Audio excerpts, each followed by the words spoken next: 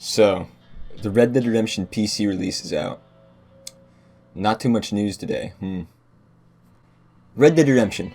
What can I say that hasn't been said already? It's a phenomenal game with an enticing story that you probably already know the ending to because this is a 14-year-old game.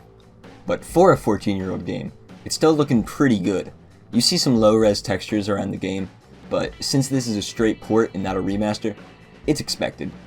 Although some of this game ages unbelievably well. When you look over the land and see the sun setting through the clouds, it holds up, and I think that's just a testament to Rockstar and how ahead of the curve they've always been. But obviously, if you've been playing Red Dead Redemption 2 for the last 6 years, things might be a little rough at first, like how the horses handle. In RDR2, the horses have realistic animations and insanely good controls that almost make it feel like your horse actually has a brain of its own. Here, they're a bit stiffer, almost cartoonish by comparison, but after a bit of an adjustment pyramid, you'll find it's more than manageable, and the payoff is worth it. The story is amazing. Something that isn't rough is the combat. I think it actually ages pretty well. It's definitely different from 2, but I don't think it's a downgrade. In fact, some things are better. If you shoot somebody in the legs, it actually immobilizes them, and you can do these cool executions, which are in 2, but they have camera angles that actually make them feel like a movie, and I personally really enjoy it. Plus, since this is a Rockstar game, it has the Euphoria physics engine, which is responsible for all ragdoll physics in the game, and they still beat out most modern games. It's really interesting. You can see the different styles of ragdoll in each game. RDR2, it's more of a realistic system. Don't get me wrong, it's still exaggerated, but the first game is straight up a spaghetti western sometimes. Something you'll notice if you played the original PlayStation or Xbox release is that the grass distance goes way up now, and we have DLAA, which is a really nice form of anti-aliasing. But other than that, there's not much that I can notice has been changed.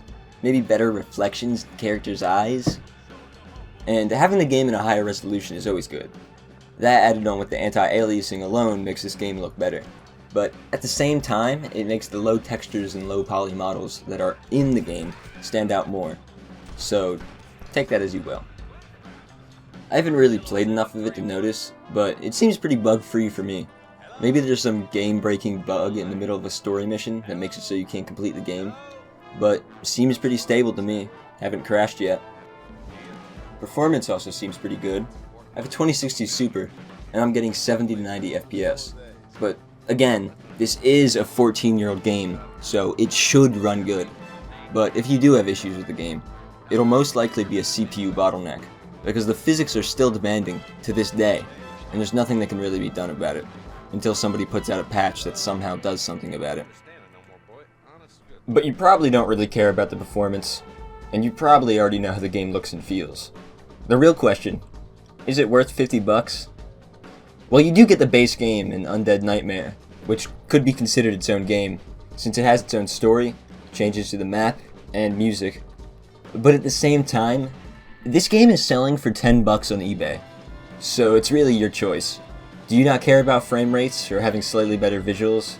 Then you can honestly just go play it on the PS3 or Xbox if you can. But if you're a little bitch like me and need at least 60 frames a second, then sure, go pick it up.